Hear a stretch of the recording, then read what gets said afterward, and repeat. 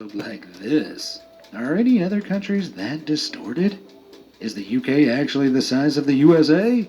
Oh, the Brits would love that. Thankfully, it's not the case. Britain is actually about 40% smaller than it appears on the Mercator projection. See, the northern and southern extremities of the map are stretched, so the further from the equator a landmass is, the more it's distorted. Africa straddling the equator is left relatively unaltered. In the opposite extreme, however, we have Antarctica. Looking at the Mercator projection, the continent appears absolutely enormous, like a huge wall of ice that takes up the bottom third of the globe. In actuality, Antarctica only appears this way due to its position at the very bottom of the map. Here's how the continent would look if it were in the Pacific Ocean. Whoa! Still big, but hardly the behemoth that appears on the Mercator projection. The icy continent measures in at 5.5 million square miles, and as you can see, that makes it much smaller than North America's 9.5 million square miles or South America's 6.8. Here's how the continent would look if it were in the Pacific Ocean. Whoa! Still big.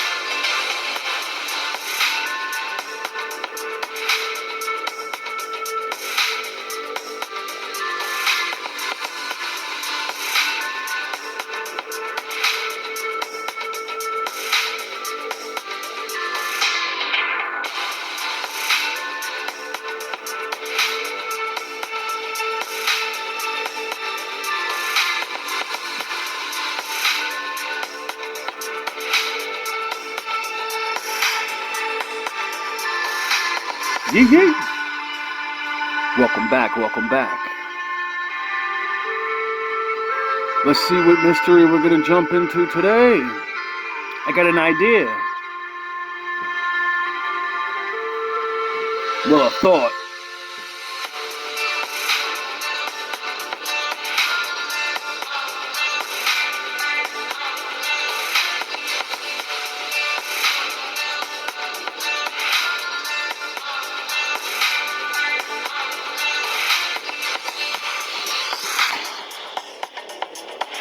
Come think with me.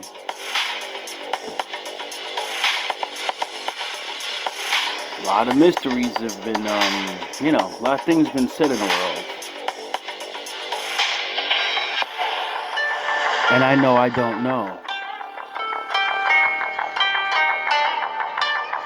So, I'll let my imagination go.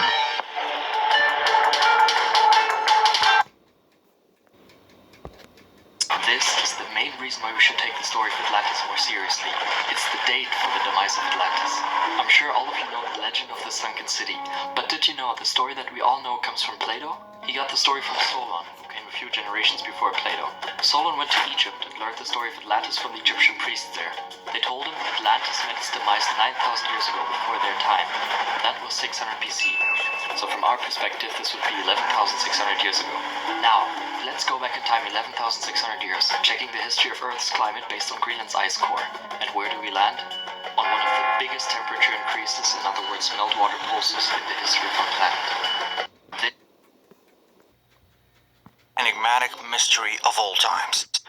The lost continent of Atlantis, the most enigmatic mystery of all times.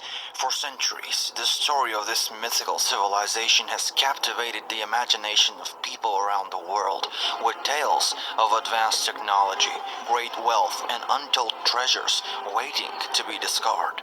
But was Atlantis just a legend? Did it really exist? And if so, what really happened to it? We'll try to find out together in the new episode of Secret Origins. Welcome. Fair use. All copyrights go to Secret Origins. Well, for this part. It's not by chance that we have been so intrigued by the legends of Atlantis, because in a certain sense our current race and civilization begins from the time of Atlantis. But where does this myth of this mysterious sunken island come from? One of the most famous and early mentions of...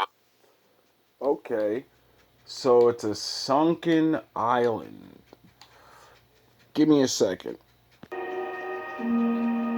What is the real reason that God would destroy this earth by a flood?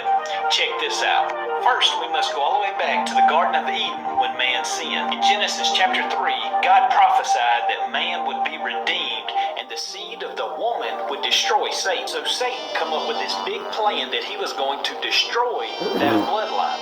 Now here's where it gets crazy. In Genesis chapter 6, it says that fallen angels came down and had sex with women. This corrupted the bloodline and produced a race of giants. But look what God said about Noah. He says Noah was a just man and he was perfect in his generations. Noah's bloodline was not corrupt, so God allowed him to build an ark for him and his family's safety.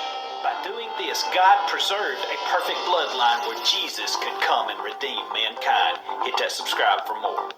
What is the real reason that God would destroy this earth by a flood? Atlantis comes from the Greek philosopher Plato around 360 BC in two of his dialogues, Critias and Timaeus. Plato gave a detailed description of a country on a fertile land that he called Atlantis. He describes it as a vast island which, before sinking around 10,000 years BC, was located in the Atlantic Ocean beyond the Pillars of Hercules, which are generally thought to refer to the Strait of Gibraltar. His knowledge of Atlantis most likely came from Solon, an Athenian lawmaker and philosopher who around 600 BC, on a trip to Egypt, learned of a great civilization that has existed 9,000 years earlier. So other people told him he didn't make anything up, he didn't discover anything, and so that means it's not their story, right? Isn't that what that means? Oh, okay. So what is this? Okay. Subject of Atlantis fascinated Plato, and it is believed that in order to learn more, he consulted with students of Pythagoras and others who were familiar with the ancient mythological, historical, and geological knowledge.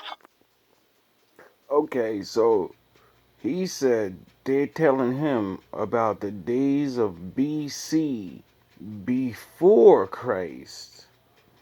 I wonder if the Bible talks about before the days of the one. Oh, is that the Old Testament? Oh, okay. I guess the people that came before him and their stories are important for some reason. Undoubtedly, Plato received some of his knowledge from initiates who were members of secret brotherhoods guarding the ancient histories. In the past, as you know, these mystery schools kept wisdom from the uninitiated as it helped ensure the safety of knowledge during danger. For most of his life, Plato refrained from writing about Atlantis. Only as he neared the end of his life did he pass on his information about the sunken continent in an attempt to ensure that the lost civilization's history is preserved. For his account of Atlantis, Plato also had access to ancient records such as those in the remarkable Library of Alexandria, which Edgar Cayce says was established by the Atlanteans in 10,300 BC. Plato's Atlantis was certainly a large island, perhaps the size of Western Europe, but by no means the size of an actual continent. According to him, it possessed an abundance of natural resources and was particularly rich in metals, including the famous and mysterious orichalcum. In the summers of 1933 and 1934, Berg ventured on his second trip alone, spending 5 months at an advanced meteorological station known as an advanced base. During this expedition, he nearly succumbed to carbon monoxide poisoning due to inadequate ventilation from a stove. While these early expeditions were highly productive and free from controversy, Byrd's third expedition in the late 1930s attracted attention for different reasons. Surprisingly, this was when government scrutiny of Byrd's activities began. From 1946 to 1947, Byrd led Operation High Jump, an expedition that established a research base named Little America on the Ross Ice Shelf. Antarctica shows a complicated picture of a continent that has challenged humanity since the early days of sea exploration. In World War II, the tough Antarctic conditions posed significant problems for American ships and aircraft. Ships used to operating in the Arctic often couldn't handle the freezing temperatures in Antarctic waters. Planes flying from Greenland and Iceland frequently crashed because of the extreme weather. To deal with these issues, the United States developed a detailed plan to improve how ships and planes could operate effectively in Arctic climates. At the same time, there was a strategic interest in seeing if long-distance operations in Antarctica were possible. This effort led to Operation High Jump, a naval expedition meant to test and address these challenges. Operation High Jump aimed not only to check how well equipment worked in Antarctica's extreme cold, but also to extensively map the region. This mapping served two purposes: potentially claiming territory and satisfying the Pentagon's strategic curiosity. Leading this ambitious effort was Admiral Byrd, known for his bold leadership and extensive experience exploring the polar regions. The mission went so smoothly that it ended ahead of schedule. This operation was crucial because it ensured that ships and planes would be prepared for winter in the years following Operation High Jump, enabling them to quickly mobilize for war against the Soviets if necessary. One notable example is how B-29 bombers, capable of carrying nuclear weapons, were equipped for winter operations to fly from Alaska.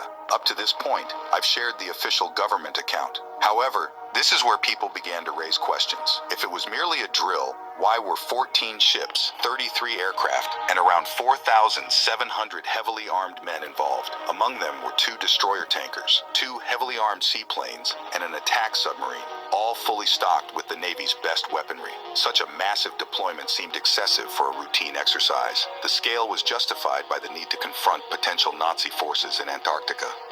Hitler's secret journey to Antarctica. Malcolm. The capital of Atlantis was located on the south coast of the island and was connected to the sea by a huge canal. The city had a circular shape of 3 concentric rings separated by moats. The inner citadel was about 5 kilometers in diameter, but the entire wall area measured 23 kilometers. This made the city about twice the size of Imperial Rome. In the central island stood the Palace of the Kings and the main temple of Atlantis. In Plato's words, the Atlanteans possessed such an amount of wealth as had never before been possessed by kings and rulers, and is unlikely ever to be again. The few things which the city and island itself did not provide were brought to them from foreign countries because of the greatness of their empire. Plato's most famous dialogue about Atlantis, the critic. If they're so great, how come they ended up underwater?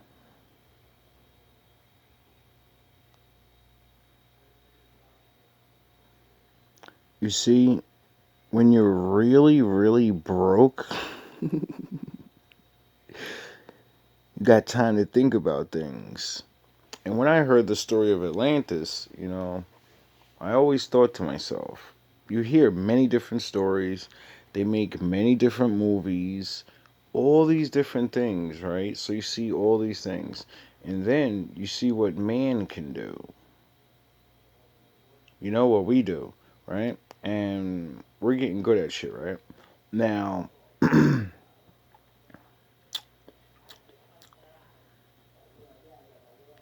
from all the stories, you don't really know what they had,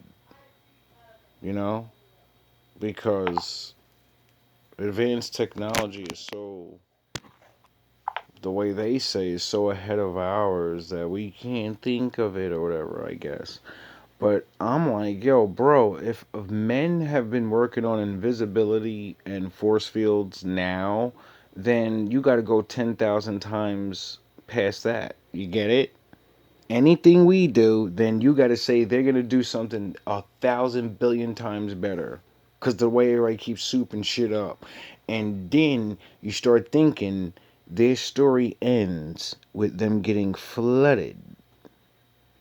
So, for all their power and all their knowledge, they couldn't stop my father. Plato's most famous dialogue about Atlantis, the Critias, unfortunately. And that's him just using one trick. That's not all the other things he can do. All at once. You know? You know? Survives incomplete, but from another of his dialogues, The Laws, we learn that Atlantis was destroyed in a single day and night due to a catastrophic event, and this fall was followed by a long dark age in which all the arts and sciences were lost. Oh. Well, let me see if I can find something that resembles that.